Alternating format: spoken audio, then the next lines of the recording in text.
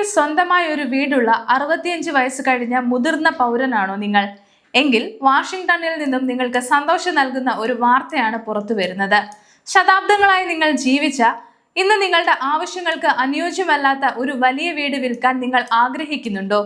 എന്നാൽ അത് വിൽക്കുമ്പോൾ വലിയൊരു തുക ക്യാപിറ്റൽ ഗെയിൻസ് ടാക്സ് അഥവാ മൂലധന നേട്ട നികുതി നൽകേണ്ടി വരുമെന്ന ഭയത്താൽ നിങ്ങൾ ആ തീരുമാനം മാറ്റിവെക്കുകയാണോ? എങ്കിൽ നിങ്ങൾക്ക് ആശ്വാസമേകാൻ US കോൺഗ്രസിൽ ഒരു പുതിയ ബില്ല് അവതരിപ്പിക്കപ്പെട്ടിരിക്കുകയാണ്.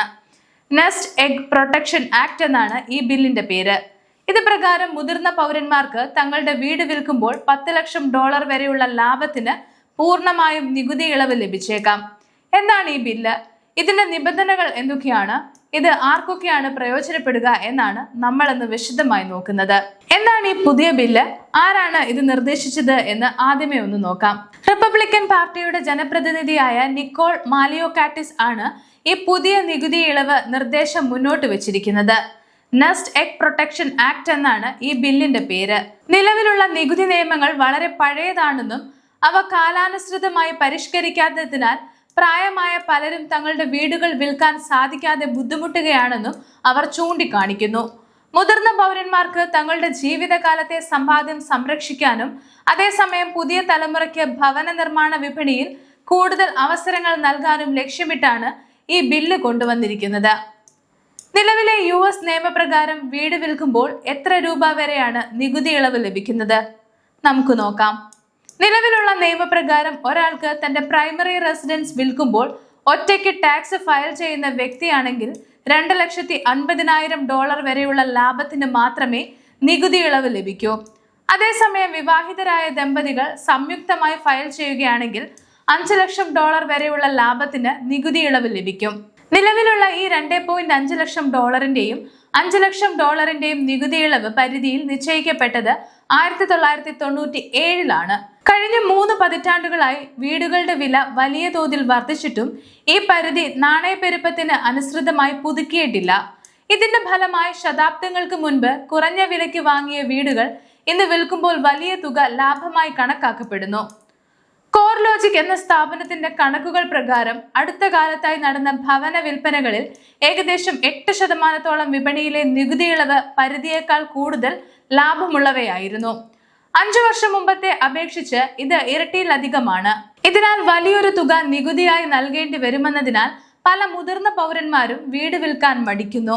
ഈ പുതിയ നിയമപ്രകാരം $10 ലക്ഷം ഇളവ് ലഭിക്കാൻ എന്തൊക്കെ നിബന്ധനകളാണ് പാലിക്കേണ്ടത്? ഈ ബിൽ അനുസരിച്ച് എല്ലാവർക്കും ഈ ഇളവ് ലഭിക്കില്ല. അതിനായി പ്രധാനമായും 3 നിബന്ധനകൾ മുന്നോട്ട് വെക്കുന്നുണ്ട്.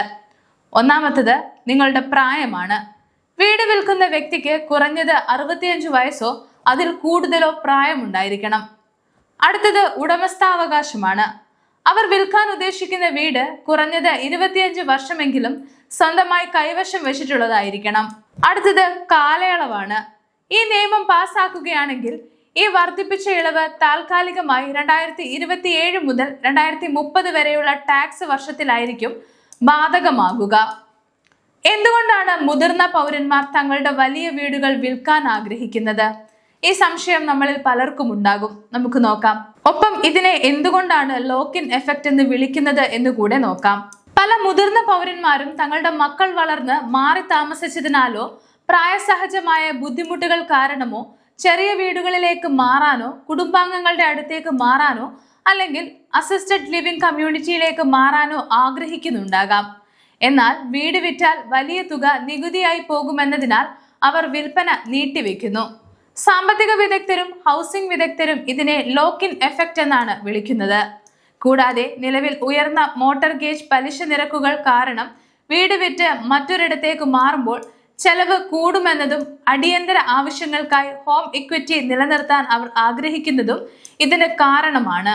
കൂടാതെ നിലവിലെ ഉയർന്ന മോർട്ടഗേജ് പലിശ നിരക്കുകൾ കാരണം വീട് വിറ്റ് മറ്റൊരിടത്തേക്ക് മാറുമ്പോൾ ചെലവ് കൂടുമെന്നതും അടിയന്തര ആവശ്യങ്ങൾക്കായി ഹോം ഇക്വിറ്റി നിലനിർത്താൻ അവർ ആഗ്രഹിക്കുന്നതും ഇതിന് കാരണമാണ്.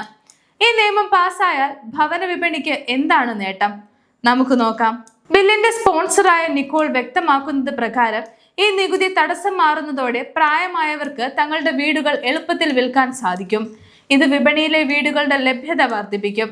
പ്രത്യേകിച്ച് വില കൂടിയ വിപണികളിൽ കൂടുതൽ വീടുകൾ വിൽപ്പനയ്ക്ക് വരുന്നത് വഴി ആദ്യമായി വീട് വാങ്ങാൻ ആഗ്രഹിക്കുന്ന ചെറുപ്പക്കാർക്കും കുടുംബാംഗങ്ങൾക്കും വലിയ സഹായമാകും. ഈ ബില്ലിനെതിരെയുള്ള വിമർശനങ്ങളും ആശങ്കകളും എന്തൊക്കെയാണെന്ന് കൂടെ നോക്കാം. എല്ലാ നിയമങ്ങൾക്കും എന്ന പോലെ ഇതിനും ചില വിമർശനങ്ങളുണ്ട്.